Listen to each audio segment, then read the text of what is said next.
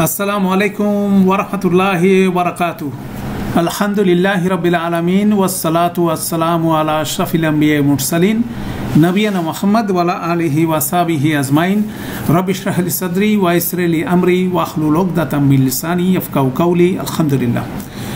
আমরা বাক্যের আলোচনা যখন করছিলাম, আরবি বাক্যের আলোচনায়, তখন কাঠামোগতভাবে আমরা তিন ধরনের বাক্যের কথা বলেছিলাম। বেসিক্যালি প্রথম হচ্ছিল জুমলা ইসমিয়া, ফান্ডামেন্টাল বা মৌলিক জুমলা ইসমিয়া, তারপরে মৌলিক জুমলা ফেলিয়া, তারপর হচ্ছে যৌগিক বাক্য। এটা হচ্ছে কাঠামোগতভাবে আমরা তিনটা ভাগে ভাগ করতে পারি। যে পিওর জুমলা ইসমিয়া, সেটার ডেফিনেশন আমরা যখন বলছিলাম যে সেই জুমলাটার মধ্যে কোনো ফেল শব্দ থাকবে না। আর পিওর জুমলা ফেলিয়ার কথা বলা হচ্ছে সেখানে ফেল শব্দের সাথে ইসম এবং হরফ থাকবে, কিন্তু আরেকটা জুমলা এটার ভিতরে অন্তর্ভুক্ত হবে না। আর কম্পাউন্ড সেন্টেন্স বা এমবেডেড সেন্টেন্স বা যৌগিক বাক্য বলতে একটা জুমলার ভিতরে আরেকটা জুমলা ঢুকতে পারে। সেখানে আমরা রাস্তাগুলো দেখছিলাম যে একটা মাস্টার জুমলা ইসমিয়া যদি হয়ে থাকে, তার খবর হিসাবে জুমলা ঢুকতে পারে, খবর জুমলা হিসেবে ফেলিয়াও আসতে পারে, ইসমিয়া আসতে পারে। তারপরে আপনার জুমলা ফেলিয়া যদি আসে, তাকে মাফুল জুমলা ঢুকতে পারে, সেখানে মাফুল জুমলাটা ইসমিয়া হতে পারে, ফেলিয়া হতে পারে। তো আমরা বেসিক্যালি কাঠামোগতভাবে তিন ধরনের জুমলার সাথে পরিচিত হয়েছি।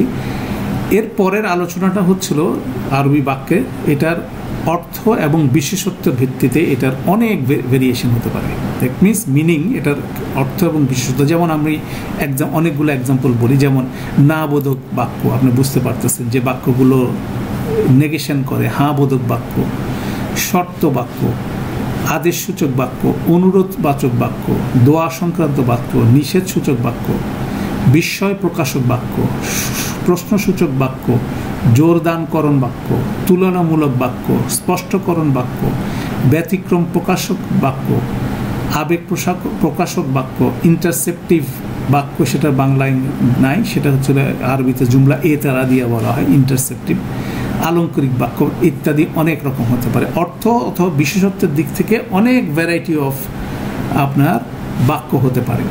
তো সেটাই গ্র্যাজুয়ালি আমরা আলোচনা করব। কিন্তু এই সবগুলো ভ্যারাইটি অফ বাক্য মূল কাঠামো হচ্ছিল জুমলা ইসমিয়া, জুমলা ফেলিয়া এবং এমবেডেড সেন্টেন্স। সেই স্ট্রাকচারের উপরে দাঁড়ায় বিভিন্ন অর্থবোধক এবং বিশেষত্বের বাক্য হতে পারে। তো সেটাই আমরা এখানে জাস্ট প্রথম কোর্সে আমরা ইন্ট্রোডাকশন দিচ্ছি। আমরা সেরকম কিছু বাক্যর সাথে পরিচিত হব, দুইটা সিম্পল বাক্য, এবং সেটারও ইন্ট্রোডাক্টরি। একটা হচ্ছিল শর্ত, জুমলা শর্তিয়া, শর্তবাচক বাক্য।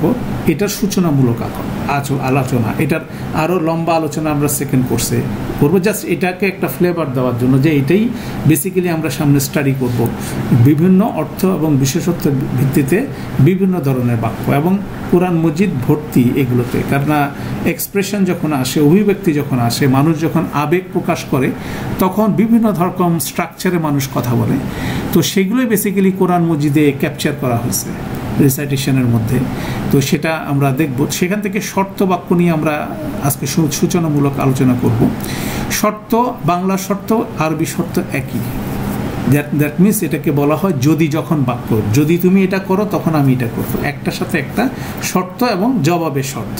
জবাব শব্দটাও আমরা বাংলায় ব্যবহার করি। তাহলে শর্ত আরবি শব্দটা আর বাংলা শব্দ একই, জবাবও বাংলা আরবি একই। তাহলে দুইটা অংশ থাকে, একটা হচ্ছে শর্ত আর একটা জবাবুস শর্ত। এখানে একটা টাইপও আছে আমাদের টেক্সট বুকে, এখানে আলিফের পরে লাম থাকার কথা, সেটা এখানে উজ্জ্বল হয়ে গেছে, আপনারা কারেক্ট করে নিতে পারেন। জবাবুস শর্ত, যদিও লামটা উচ্চারণ হবে না, এটা হরফে শামসিয়ার জন্য। তো জবাবুস শর্ত হচ্ছিল দুইটা বাক্য একসাথে কম্বিনেশন থাকে, একটা শর্ত বাক্য, এটাকে ফলো করে জবাবুস শর্ত, শর্তের পরিণতি। এই স্ট্রাকচারটা আছে। তো যেমন আমরা একটা বাংলা এক্সাম্পল দেখি, যদি ফাতেমা যায় তখন আহমেদ যাবে। তাহলে ফাতিমা যাওয়ার উপরে নির্ভর করছে আহমেদ যাবে কি যাবে না।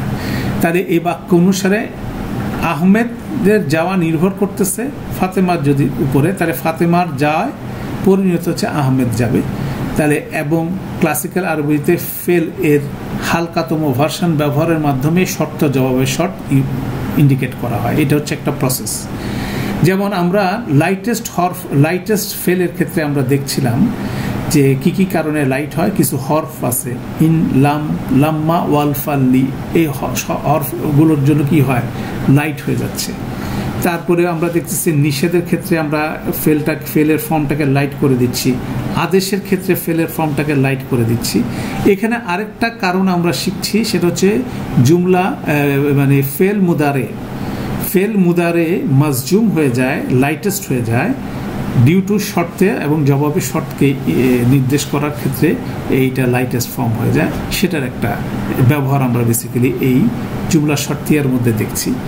তো এই যে বাক্যটা আমরা বললাম যে যদি ফাতেমা যায় তখন আহমেদ যাবে, এটার আরবি উচ্চারণটা হচ্ছে এভাবে, জাহাবা মানে হচ্ছে যাওয়া, তাজহাবু সে যাবে, ইন তাজহাব লাইটেস্ট হয়ে যাচ্ছে, ইন তাজহাব ফাতিমাতু আউটসাইড ডুয়ার, ইয়াদহাব আহমাদু, ইয়াদহাব যেহেতু আহমেদ পুরুষ সেজন্য ইয়াদহাব ফেল ব্যবহার হচ্ছে, লাইটেস্ট হয়ে যাচ্ছে।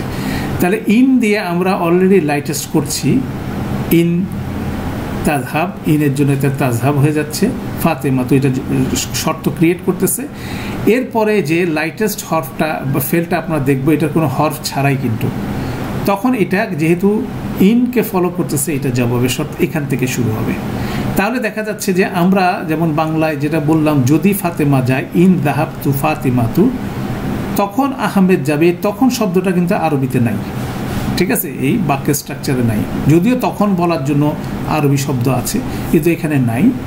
জাহাব তু ইয়াদহাবু আহমাদু যখন বলা হচ্ছে তখন এই গ্যাপের মধ্যে তখন অটোমেটিক বসে যাচ্ছে, আহমেদ যাবে, ইয়াদহাবু আহমেদ, তখন বলার সাথে সাথে এটা উজ্জ্বলভাবে তখনটা এটার ভিতরে ঢুকে আছে এবং এটা লাইটেস্ট হয়ে যাচ্ছে। তাহলে লাইটেস্ট হরফ যখন আমরা ইন সিকোয়েন্স দেখছি, তাহলে একটা দিয়ে শর্তের হরফ বলতে পারেন বা ইসম বলতে পারেন, সেটার মাধ্যমে শর্তের যে এটা টুল বলি আমরা, শর্তের টুল, সেটার মাধ্যমে শর্তটা জেনারেট হচ্ছে। যদি ফেল মুদারে হয় সেটা লাইটেস্ট হয়ে যাচ্ছে, আর জবাবে শর্তটা কী করতেছে, লাইটেস্ট হয়ে কোনো রকম টুল ছাড়াই সে এটাকে ইন্ডিকেট করছে। ইন তাজহাবু ফাতিমাতু ইয়াদহাবু আহমাদু, তাহলে দেখা যাচ্ছে ইনের মাধ্যমে আপনি শর্ত বাক্য শুরু বুঝলেন ঠিকই, কিন্তু জবাবে শর্ত বাক্য শুরুর আগে কি আমি কোনো রকম কোনো টুল পেলাম না, কিন্তু এটাকে আমরা যেহেতু এটার কন্টিনিউশন হিসেবে আসছে, এখান থেকে জবাবের শর্ত শুরু হয়ে গেছে এটা ধরে নিতে হবে, এটাই। তো এখানে এটাই দেখার মতো। এখন আমরা এক্সাম্পল দেখলে এটা আরও সুন্দরভাবে আমরা বুঝতে পারবো। কোরআন মজিদের আয়াত সূরা মুহাম্মাদের মধ্যে বলা হচ্ছে, ইয়া আইয়ুহাল্লাযিনা আমানু, ওহে যারা ঈমান এনেছে, দেখেন আল্লাযিনা আমানু ইসম মওসুল আসছে, সেটার আলাদা স্ট্রাকচার আমরা দেখব পরবর্তীতে। ইন তানসুরুল্লাহ, ইন এখানে তানসুরুনা বেসিক্যালি শব্দটা ছিল, ইনের খপ্পরে পরে এটা কি হয়ে যাচ্ছে, লাইটেস্ট হয়ে যাচ্ছে। যদি তানসুরুনা তোমরা সাহায্য করো আল্লাহকে, ইন তানসুরুনাল্লাহ, তারপরে কি ইয়ানসুরকুম, এই দেখেন ইয়ানসুর লাইটেস্ট হয়ে যাচ্ছে, এখান থেকে জবাবের শর্ত শুরু হয়ে গেল।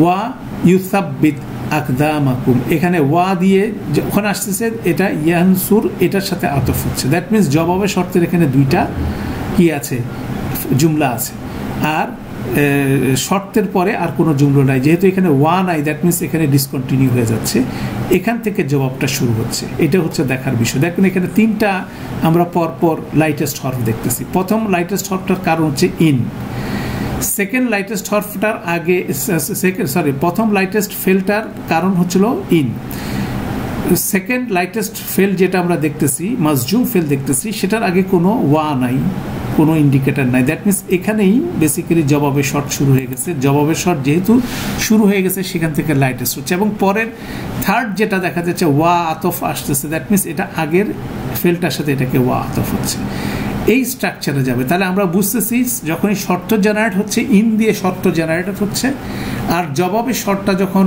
ফেল মুদারে মাজজুম হচ্ছে সেখানে কোনো রকম ইন্ডিকেটার থাকতেছে না, ডিসকন্টিনিউশনের মাধ্যমে আমরা বুঝতেছি এখানে আরেকটা কন্টিনিউশন শুরু হচ্ছে। তাহলে এইভাবে বেসিক্যালি শর্ত জবাবের শর্ত এই জেনারেশনটা শুরু হচ্ছে। সেটাই এখানে আমাদের বলা হচ্ছে যে তিনটা ফেলের মধ্যে একটা হচ্ছে শর্তের ফেল আর বাকি দুইটা হচ্ছে জবাবের শর্তের ফেল, কারণ হচ্ছে ওয়া দিয়ে এই দুইটার মধ্যে আতফ হচ্ছে, কানেকশন হচ্ছে, কিন্তু প্রথমটার সাথে দ্বিতীয়টার কোনো ওয়া আতফের কোনো কানেকশন নাই, অতএব এখানেই ব্রেকটা আমরা ইন্ডিকেট করতেছি। এইভাবেই এই বিষয়টা, এই স্ট্রাকচারটা কাজ করবে। একইভাবে মা এবং মান এই দুইটা ইসমও কিন্তু আপনার শর্তের টুল হিসাবে কাজ করতে পারে। এখানে মা হচ্ছিল যা কিছু, মান হচ্ছে যে কেউ, একইভাবে আসবে। যেমন এখানে এক্সাম্পল দেখেন, মান ইয়াদহাব,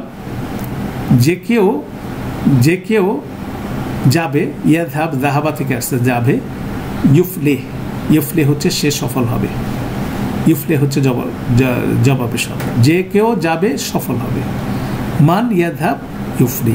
তাহলে মানটা হচ্ছে ইনের মতো করে কাজ করতেছে, সে একটা শর্তর যে ফেলটাকে মাজজুম করে দিচ্ছে, আর পরের শর্ত যে মাজজুম ফেলটা জেনারেট হচ্ছে সেটা হচ্ছে জবাবের শর্ত।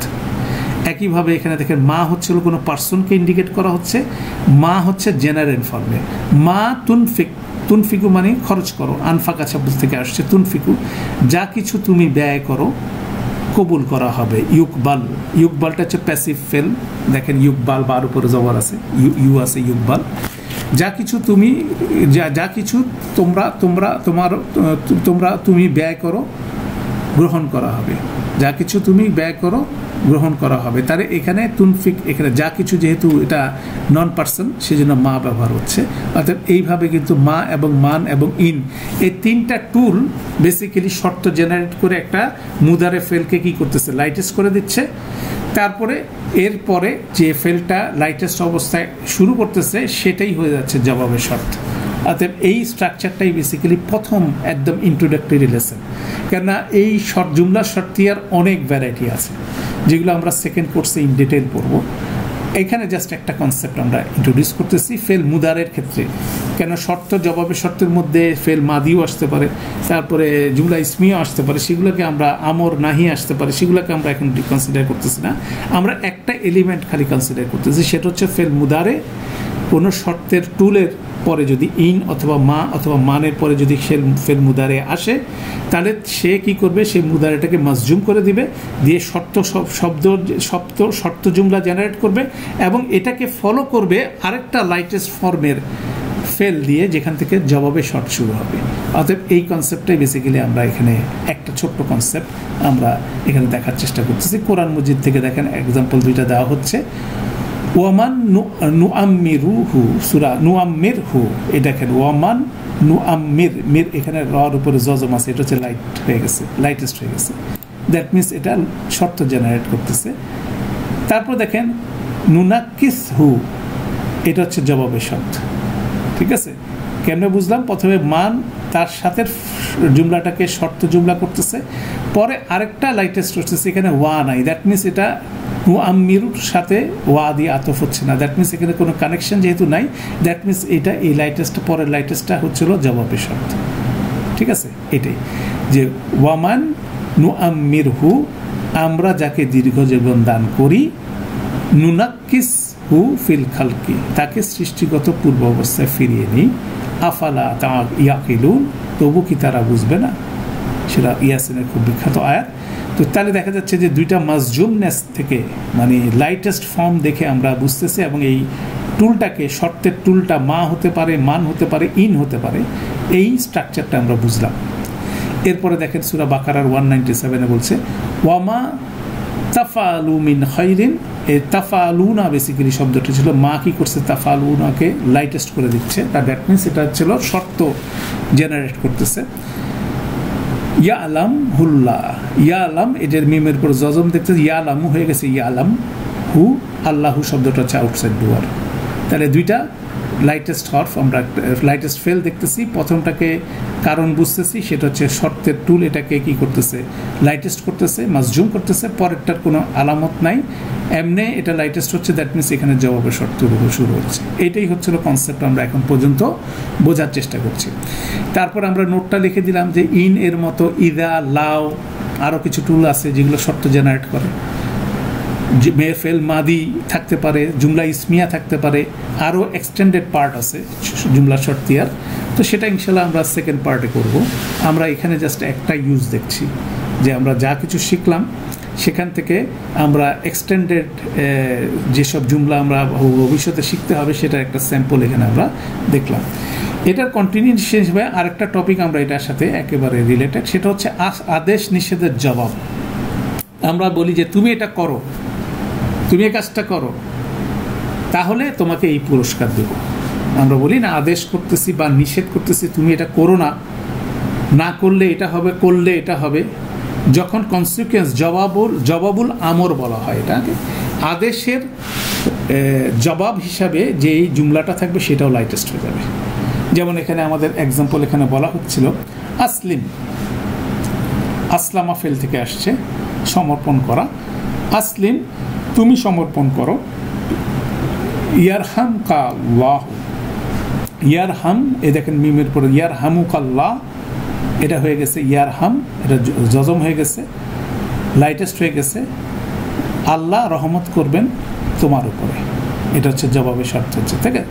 আসলিম আমর, যদি সমর্পণ করো, তুমি যদি আত্মসমর্পণ করো, যদি তুমি মুসলিম হও, দ্যাট মিনস এটা যদি করো আল্লাহ তোমার উপর রহমত করবে।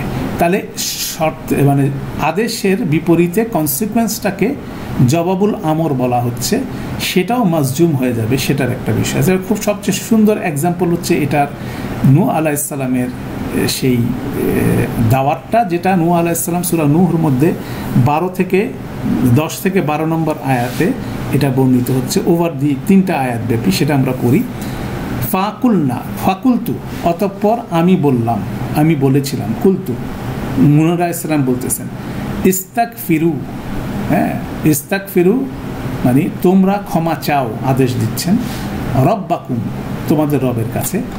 ইন্নাহু হরফে নাসব এবং তার ইসম, তারপর কানা গাফফারুন, এটা হচ্ছিল জুমলা, কানা ইন্নার খবর, নিশ্চয়ই তিনি হলেন গাফফার। যদিও আমরা এখানে লিখছি তিনি অত্যন্ত ক্ষমাশীল, গাফফার মানে তিনি বারবার ক্ষমা করেন। গফুর হচ্ছিল বিশাল মাত্রায় ক্ষমা করেন, গাফফার হচ্ছিল তিনি বারবার ক্ষমা করেন। তাহলে নূহ আলাইহিস সালাম তার কওমকে বলছে তোমরা তোমাদের রবের কাছে ক্ষমা চাও, নিশ্চয়ই তিনি হলেন বারবার ক্ষমা করেন। ক্ষমা যতবার চাইতে থাকবা, গফফার, বারবার ক্ষমা করবেন। এটা যদি করতে পারো, এরপরের আয়াতে দেখবেন 11-12 মধ্যে ফেলগুলো সব মাজজুম হয়ে বসে আছে।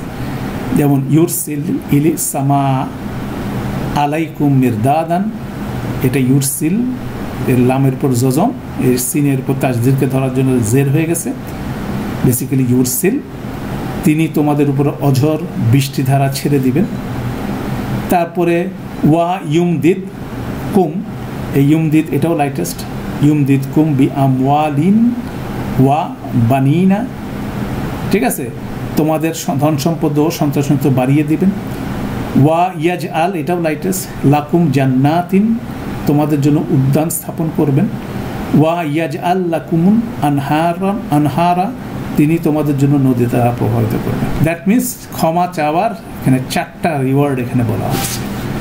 এটা কিন্তু আমাদের জন্য অ্যাপ্লিকেবল, যে ক্ষমার মাধ্যমে কিভাবে আপনি আপনার রিজিক বাড়বে, আপনার আমার, এটার একটা দলিল হচ্ছিল এই জায়গাটা, নূহ আলাইহিস সালামের এই ওসিয়তটা, তাই না?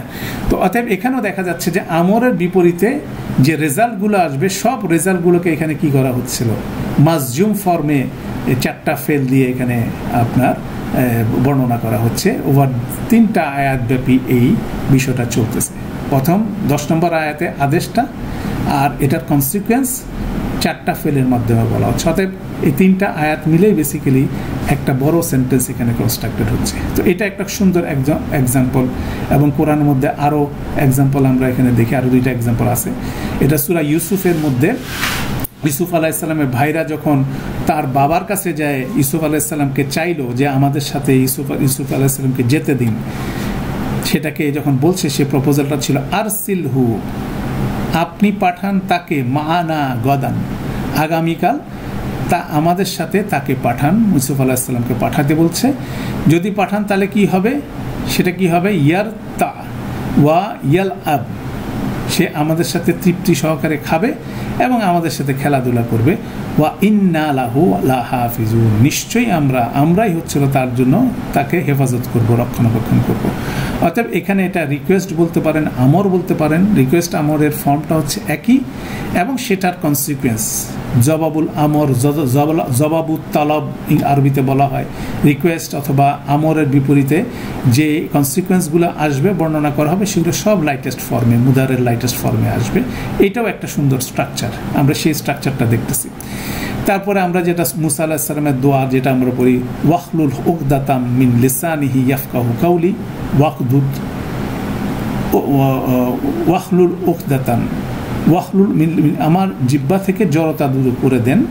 এটা যদি করে দেন তাহলে কি হবে, ইয়াফকাহু, এটা লাইটেস্ট হয়ে গেছে, ইয়াফকাহুনা কাউলি, তারা আমার কথা বুঝতে পারবে, ইয়াফকাহুনা। তাহলে এটাও কিন্তু আমার রিকোয়েস্টের বিপরীতে কনসিকুয়েন্স, অর্থাৎ এটা কিন্তু আর একটা সিকোয়েন্স আমরা এখানে দেখলাম।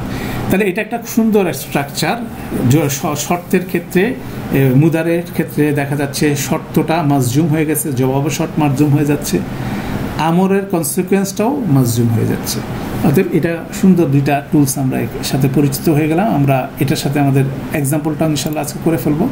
আমাদের এক্সারসাইজ বইয়ের যে এক্সাম্পলগুলো আছে 14.1 14.1 এখানে যে এক্সাম্পলগুলো আছে আমরা এই লেসনের সাথে এক্সাম্পলগুলো কমপ্লিট করে ফেলবো। এটাতে আপনাকে মার্ক করতে হবে কতটুকু শর্ত, কতটুকু জবাবের শর্ত।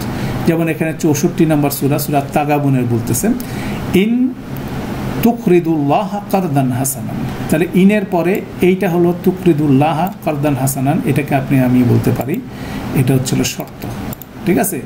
ইনটাকে আমরা বলতে পারি টুল, শর্তের টুল। ইন তুকরিদুল্লাহ কারদান হাসানান ইউদাইফহু লাকুম ওয়া ইয়াগফির লাকুম, এটা হচ্ছে জবাবের শর্ত। এটা হচ্ছিল জবাবের শর্ত, এটা আমরা গ্রিন কালার করে দিলাম। তার মধ্যে আমরা দেখতেছি এখানে দেখেন যেখানে লাইটেস্ট হচ্ছে সেটা আমি আপনাকে এখানে মার্ক করে দিচ্ছি। এটাকে লাইটেস্টটাকে আমরা এটা ইয়েলো কালার করি, এটাকে শর্তটাকে আমরা কালার চেঞ্জ করে দিই, এটাকে আমরা ধরেন এটা রেড কালার করে দিই, যেটা দিয়ে শর্তটা জেনারেট হচ্ছে। এখন ছবির মতো আপনি দেখবেন ইন তুকরিদুনা লাইটেস্ট হয়ে যাচ্ছে, এটা তুকরিদুল্লাহ লাইটেস্ট হয়ে যাচ্ছে। ইন তুকরিদুল্লাহ কারদান হাসানান, যদি তোমরা আল্লাহকে উত্তম ঋণ প্রদান করো, ইউদাইফ, এই যে ইউদাইফু ফার উপরে পেশটা জজম হয়ে গেছে, ইউদাইফু হু লাকুম ওয়া ইয়াগফির লাকুম, ঠিক আছে। দুইটা মাজজুম হয়ে গেছে, ওয়াটা এখানে দেখতেছেন আমাদের এখানে ওয়া আতফ হিসাবে বসে আছে, ওয়াটা দুইটা ফেলকে এখানে কানেক্ট করতেছে। এই স্ট্রাকচারটা যদি করদেন হাসানা দাও তাহলে তিনি তোমাদের জন্য বহুগুণে বাড়িয়ে দিবেন এবং তোমাদেরকে ক্ষমা করবেন, সেই জিনিসটা এখানে বলা হচ্ছে সূরা তাগাবুনে। এবার সূরা আনফালে আছেন 8 নম্বর 29 নম্বর আছে ইনটাকে হচ্ছে এখানে আমাদের টুল, শর্তের টুল। তাত্তাকুল্লাহা, ইন তাত্তাকুল্লাহা, এটা হচ্ছে আমাদের শর্ত, জবাবে শর্ত। এবং এখানে তাত্তাকুকে আপনি দেখতেছেন লাইটেস্ট হয়ে গেছে। তারপর দেখেন ইয়াজ আল্লাকুম ফুরকানান ওয়া ইউকাফির আনকুম সাইয়্যাতিহিম ওয়া ইয়াগফির লাকুম, লম্বা জবাবে শর্ত।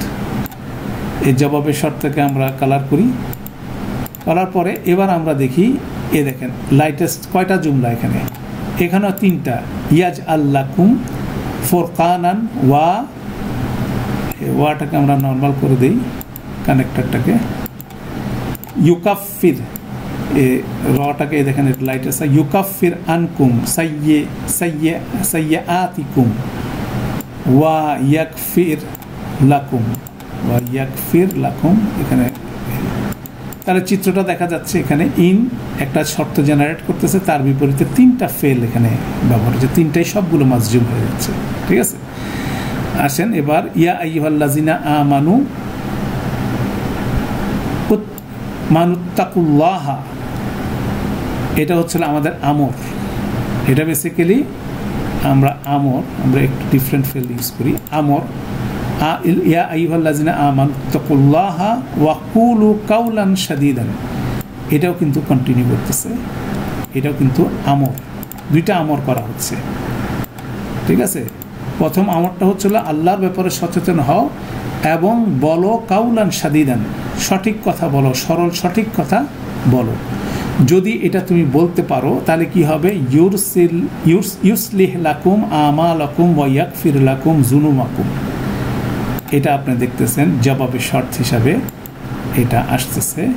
এটা আমরা একটু ডিফারেন্ট কালার করে দিই, এই জবাবুল আমর হিসেবে আসতেছে। জবাবুল আমরের ক্ষেত্রে এখানে দেখেন লাইটেস্ট হচ্ছে ইউসলিহ লাইটেস্ট, লাকুম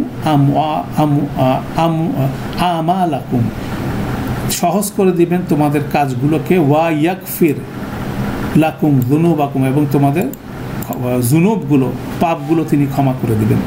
অতএব এখানে আমরের বিপরীতে জবাবুল আমর এখানে পেলাম। এরপর দেখেন ওয়ামান, এখানে জেনারেটেড হচ্ছে কি জুমলা শর্তিয়া, ওয়ামান ইউটি আল্লাহ ওয়া রাসূলাহু, এটা ছিল জুমলা শর্তিয়া, এটা হচ্ছে এখন ইউতি, এখানে দেখেন এটা লাইট, এটা নতুন নিয়মে লাইট, হ্যাঁ ইউতি, এটা উইক ফেল আছে সেজন্য এটা এইভাবে আসছে, ইউতি আল্লাহ ওয়া রাসূলাহু ফাকাদ ফাজান আজিমা, এই যে ফাকাদ ফাজা আজিমান এটা জবাবে শর্ত হিসাবে আসতেছে। এখানে আমরা পরবর্তীতে শিখবো এটাকে জুমলা ফেলিয়া হিসাবে, মাদি ফেল হিসাবে আসছে, সেজন্য এখানে দেখা যাচ্ছে ফা আসতেছে। ফা এখানে জেনারেট হচ্ছে, এটার একটা গ্রামার ইনশাল্লাহ অ্যাডভান্স কোর্সে আমরা পড়বো। ফাটা সে কারণে আসছে ফাকাদ ফাজা ফাউজান আজিমা, ঠিক আছে আসছে। তাহলে এখানে দেখতেছে আমর এবং জবাবে আমর আছে, তারপর হচ্ছে শর্ত, জবাবে শর্ত আছে, এবং জবাব শর্তের মধ্যে এখানে ফা যুক্ত হচ্ছে, তারপর একটা মাদি ফেল ব্যবহার হচ্ছে। এগুলো আমাদের অ্যাডভান্স কোর্সে ইনশাল্লাহ আমরা কভার করবো, এই নিয়মগুলো কি হবে, ফা কখন আসবে সেটার একটা নিয়ম আছে, মাদি আসলে কি হবে সেটার একটা বিষয় আছে। অতএব এখানে দুইটার মিক্স, শর্ত মানে আমর জবাবুল আমর, পাশাপাশি এখানে বলা হচ্ছে শর্ত জবাবের শর্ত, এই স্ট্রাকচারটার মধ্যে আছে। সূরা বাকারা আছে 197, যেটা একটু আগে আমরা দেখতেছি। ওয়ামা তাফালু, মাটা হচ্ছে এখানে শর্তের টুল, শর্তের হচ্ছিল মা, তাফালু মিন খায়রিন এটা হচ্ছিল আমাদের বেসিক্যালি জুমলা শর্তিয়া। এখানে তাফালুর মধ্যে ওয়া আলিফ দেখে আমরা বুঝতেছি এটা হচ্ছে লাইটেস্ট ইন্ডিকেট করতেছে। তারপর ইয়া আলামহুল্লাহ এটা হচ্ছে জবাবের শর্ত হিসাবে আসতেছে, জবাবের শর্ত হিসেবে আসবে, এবং এখানে লাইটেস্ট নেট হচ্ছে ইয়া আলাম, এটা হচ্ছে আমাদের লাইটেস্ট ইন্ডিকেট করতেছে। তাহলে এটা আমাদের স্ট্রাকচারটা আমরা বুঝলাম, আমরা যেটা এখন পর্যন্ত স্টাডি করলাম। আর এই সিকোয়েন্সের লাস্ট ওয়ান আমাদের সূরা তাগাবুনের ওয়ামাই ইউমিন বিল্লাহি ওয়া ইয়ামাল সালিহান, এটা ইন্টারেস্টিং। মানটা আপনি দেখেন এখানে আমাদের জবাব, এই শর্তের টুল, ইউমিন বিল্লাহি ওয়া ইয়ামাল সালিহান এটা হচ্ছে জুমলা শর্তিয়া। এখানে দেখা যাচ্ছে শর্তের মধ্যে আমরা দুইটা জুমলা পাচ্ছি, ইউমিন এটা লাইটেস্ট অবস্থায় আছে, ইউমিন বিল্লাহি ওয়া ইয়ামাল এটাও আছে, এবং ওয়াটা দেখেন দুইটা জুমলা শর্তের মধ্যে দুইটা জুমলাকে ওয়া দিয়ে কানেক্ট করতেছে। এখানে শর্তের মধ্যে দুইটা জুমলা আছে, যে আল্লাহর উপরে বিশ্বাস স্থাপন করে এবং ভালো কাজ করে, ইয়ামাল সালিহান। তারপর ইউকাফির আনহু সাইয়্যাতিহিম ওয়া ইউদখিলহু জান্নাতিন এটা হচ্ছে আমাদের জবাবে শর্ত। জবাবে শর্তকে ইন্সপেক্ট করি আমরা, এটাকে দেখি, ইয়াকফির ইউকাফির এটা লাইটেস্ট রয়েছে, ইউকাফির আনহু সাইয়্যাতিহি ওয়া ইউদখিলহু এখানেও এটা লাইটেস্ট আছে, ইউদখিলহু জান্নাতিন।